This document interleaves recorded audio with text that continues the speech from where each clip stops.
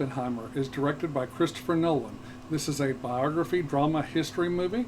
The movie stars Cillian Murphy as Dr. J. Robert Oppenheimer, Matt Damon as General Leslie Groves, Emily Blunt as Kitty Oppenheimer, Florence Pugh as Jean Tatlock, and Robert Downey Jr. as Lewis Strauss. This movie is rated R for sexuality, nudity, language, as well as smoking and drinking. This is not a movie for children or teenagers. I would say 20 years of age and older, but no one below that. The movie has a runtime of exactly 3 hours. Oppenheimer was released in theaters in the United States on Friday, July 21st, 2023.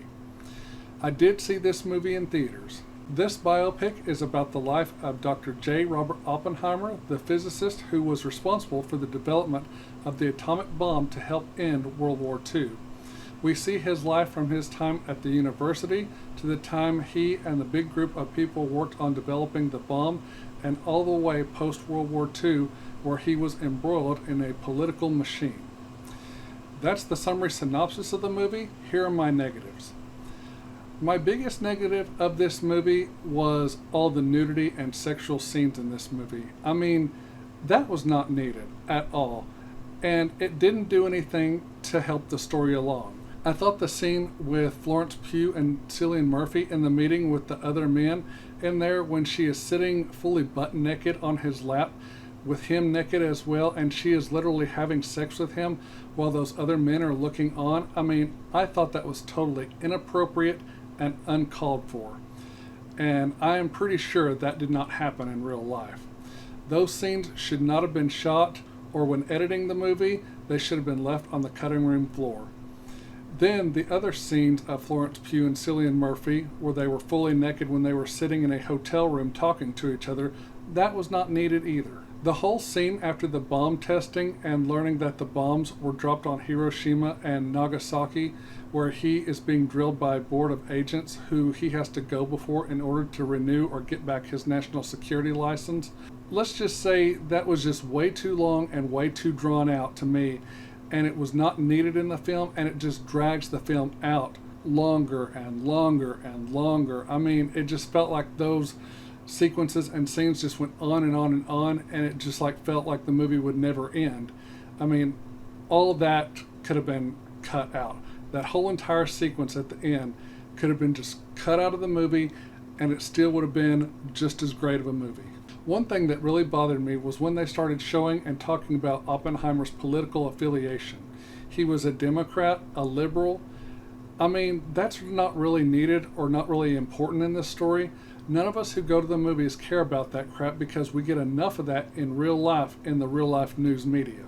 One thing I did not appreciate that Christopher Nolan did with this film was how he shot the movie. He shot most of it in color, and then some of it was in black and white. Okay, why not just shoot it all in color? I mean, this is the 21st century, and we don't live in the 50s and 60s anymore. We have evolved quite a bit since the black and white days. Now, I don't have anything against black and white movies, but today, let's use what we have. I mean, no one today wants to watch movies or TV shows that are shot in black and white. I mean, that's just me. Maybe there are people out there who still enjoy black and white movies and TV shows, being made today. I personally don't. Let's use the technology we have and shoot in color, please. So there was another thing that bothered me. Every time they showed Oppenheimer's young children as babies or toddlers, the kids were like literally crying in every shot or sequence. Was there not a time during shooting that the kids were not crying? I mean, that got old really fast. And speaking of kids, they could have shown us a little bit of Oppenheimer's upbringing during his childhood and teenage years. Not a lot, just a little bit. But yeah, the babies and toddlers crying in almost every scene, oh my God, that literally drove me bananas. Then there is Florence Pugh's role in the movie. It was brief, but very, very sexual. It seems like every time she was on screen, all her character was doing was screwing Oppenheimer. I mean, if that is all this character is in the movie for, then why is she in this movie? I mean, her presence in the film doesn't really help the story or bring it forward in any way, so to me, that was just a wasted character. Sure, maybe it was part of his history, but it's a part of his history that could have been left out. And one other thing, not that I have seen lots of women or ladies naked, because I haven't, but I have to say Florence Pugh has the ugliest nipples I've ever seen. And those are all my negatives. Now let's move on to my positives. The story is excellent, and according to the research I did for this movie, the story and what was shown on screen appears to be historically accurate. The scene where young Oppenheimer attempts to poison his physics professor, that actually happened. Wow.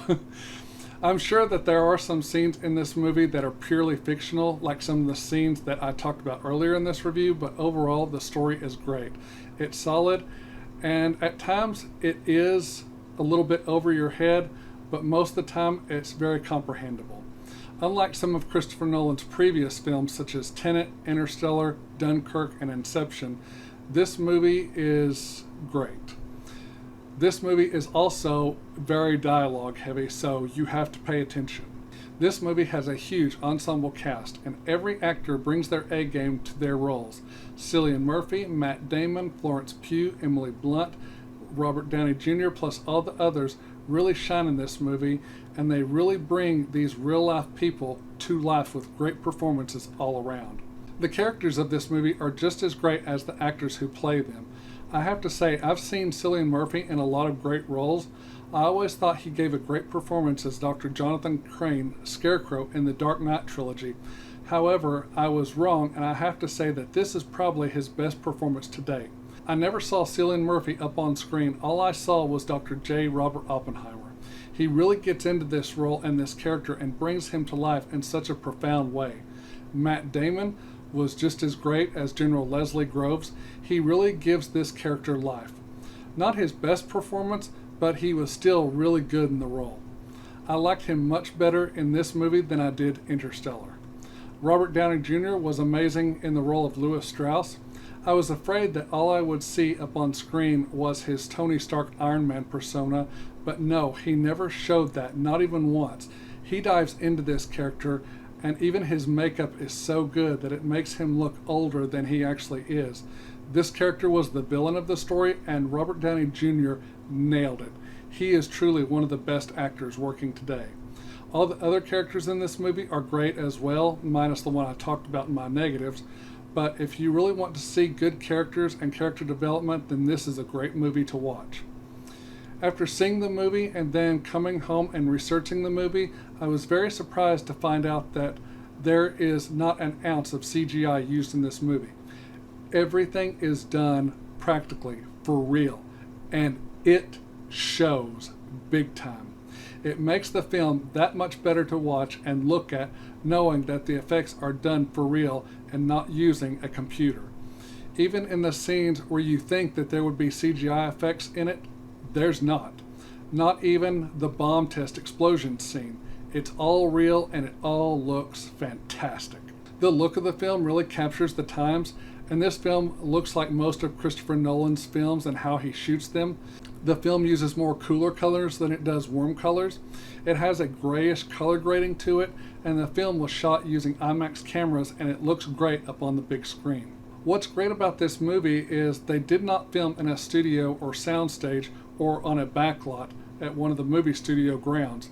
This movie was filmed on actual locations. The locations were all in New Mexico, near or at the real Los Alamos locations. Other real-life locations were used for filming as well. To me, if a film is shot at an actual on-site location and not in a soundstage or utilizing green or blue screen or CGI technology, it just makes the film all the more better and all the more real, and I like that. So those are all my positives. Now it's grading time. I'm going to give the Christopher Nolan film Oppenheimer a B-. Here are my final thoughts. This was one of my most anticipated movies this year, along with The Flash and a few other movies. But it wasn't as good as I had hoped it was going to be. I figured this movie would break box office records, but I think the 3-hour runtime really hurt this movie.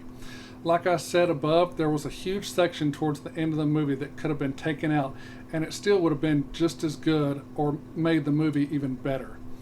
Plus, all the sexual Florence Pugh stuff should have been left on the cutting room floor. Will I be buying this movie to add to my movie collection? It's too soon to answer that question. I'll just have to wait and see when they release it on 4K Blu-ray, regular Blu-ray, and DVD and streaming, and see how I feel if I want to buy it or not. Okay, that's it for this video. Thank you all so much for watching. I want to say good night. God bless. I love all of you, and I will see you all in the next video. Bye-bye.